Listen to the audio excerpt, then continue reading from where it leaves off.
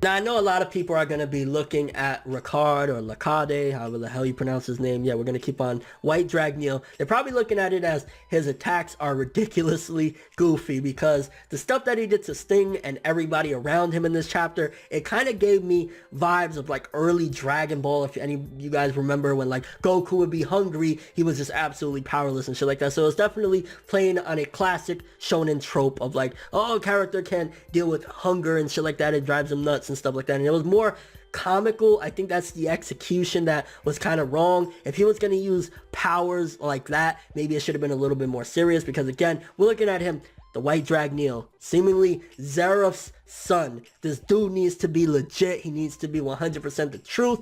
And then you see his powers and you're like, making him hungry, talking about sex, which by the way, all the people that were like, it has nothing to do with them being into sex, what are you talking about? Shut the fuck up. It clearly said in this chapter, the three things that he focuses on, the three, I guess, sins of humans or whatever the case may be, is sexual desire, hunger, and slumber. So yeah, you guys missed the mark. I think us that figured it out, it was a virgin detective, the first one, we're on the mark, baby. Now let's talk about one of the mysteries that I like, which I love mysteries, and especially the fact that it's seemingly getting a little bit more exciting with Sting saying Lacade smells like Natsu, and it's like, it wouldn't have been a big deal if he smelled like Zeref because, hey, that's supposed to be his father, but why does he smell exactly like Natsu? And at first you would think, okay, you know, that's his uncle, maybe it's something to do with that, but humans have very distinct smells, especially when it comes to like, you're not going to smell exactly like your uncle, you're just not. So I'm assuming that that's more so leading towards the fact that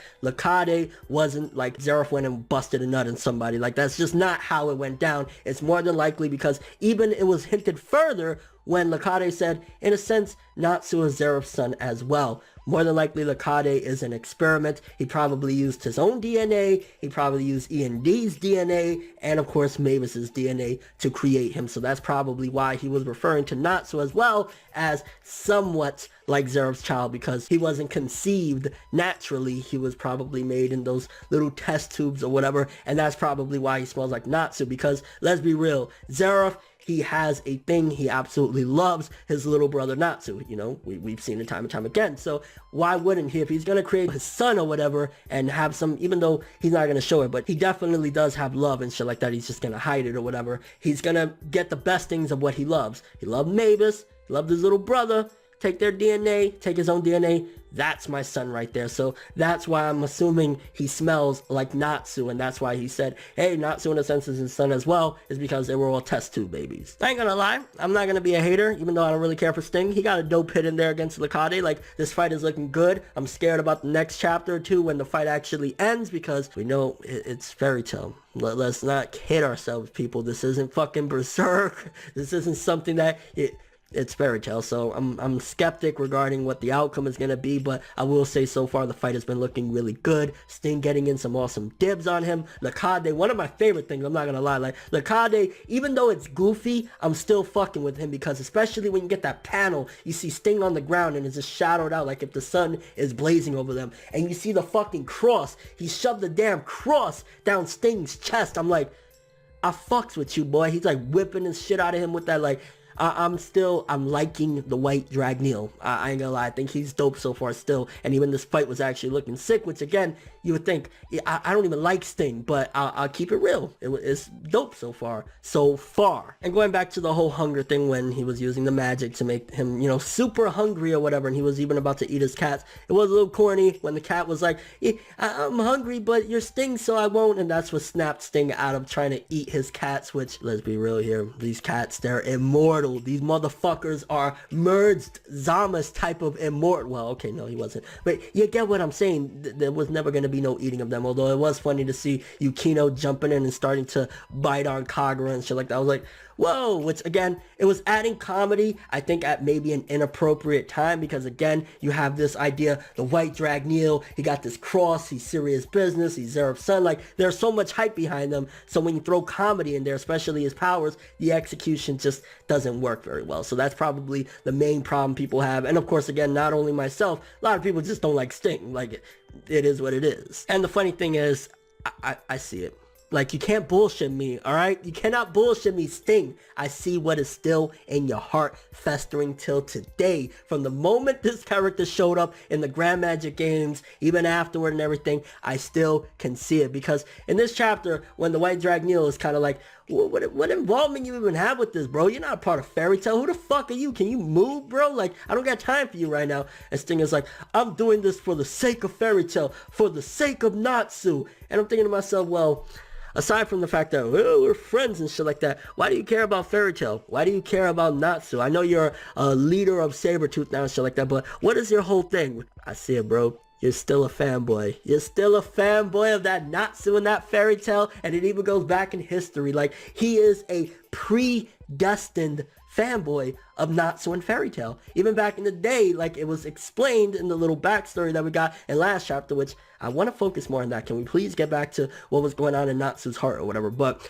it was explained that historically, Sting and Rogue have always been fanboys for Natsu and Fairy Tail, and that hasn't changed. He's in a life or death battle against seemingly Natsu's uncle, and he's still like, I gotta do this for Natsu, I gotta do this. Like, he's gonna be with a all fired up #1 finger, like, yeah, Natsu, like, you're the coolest ever. Like, I see it, bro. You can't hide it from me, son. You're a fanboy for life, predestined. And I gotta say one thing too. It was initially mentioned very early on in Fairy Tail that, you know, you can't eat someone else's magic. It's gonna hurt them or whatever. But at this point, it's a joke. That is a joke about the whole thing of you can only eat your type of magic, because if you eat something else, you're gonna die or something horrible is gonna happen. Essentially, you got a fucking stomachache. Maybe you get something a little bit worse than that, but nothing more than a stomachache and you feeling like shit is gonna happen when you eat other people's magic. Because Natsu did it how many times? The motherfucker has eaten every type of magic you could think of. His own fire magic, steel magic, fucking jizz magic. The motherfucker eats all the magic. It doesn't affect him other than,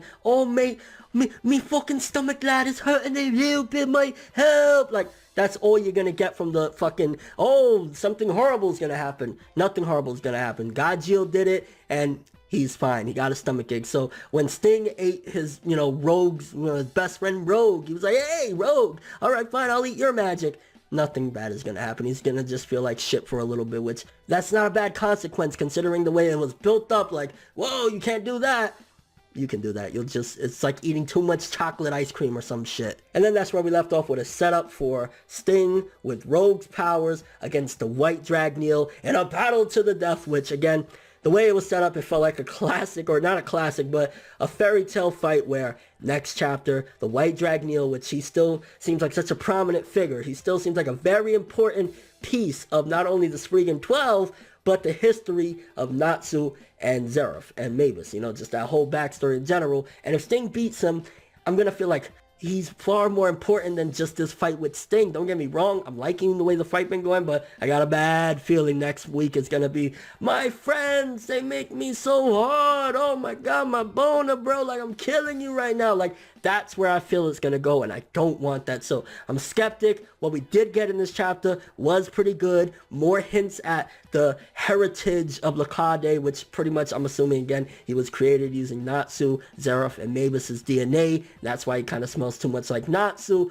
Also, we had a pretty decent fight so far with the White Dragneel and Sting, which White Dragneel, I'm fucking with him heavy right now. It might be goofy, but it's goofy, and at the same time, he's still being a beast. He's shoving a cross down this motherfucker's chest. That is fucking awesome. And of course, the whole, you can't eat that other person's magic, but he did anyway. Overall, I think that this was still a pretty damn good chapter. I want to say a 7, maybe a 7.5 at the most. I know a lot of people are gonna not like this chapter because Sting and a couple of issues in there, but I still think for what it was worth, it was okay. I'm just skeptic of next chapter. Let me know what you guys think though. Overall thoughts on the chapter, thoughts on the fight. You think Sting is gonna pull out some BS win against the White Dragneel, and the White Dragneel is gonna be like, oh, okay, here's my cross, I'm so sorry. I'm so sorry. I'm so sorry. Like, it's gonna be some bullshit like that. Also, what do you think is the hints leading to regarding, okay, he smells just like Natsu? Is it far more than even the experiment situation? Could it be that fucking he took a piece of Natsu's arm or some shit? Like, where do you think that's all leading? Your overall thoughts of all this? I don't know. I'm excited nonetheless. Again, 7 to a 7.5 for this one. But that's all I have for this review. Thanks for watching. Hope you enjoyed. If you liked anything I had to say or enjoyed the video, drop me a like.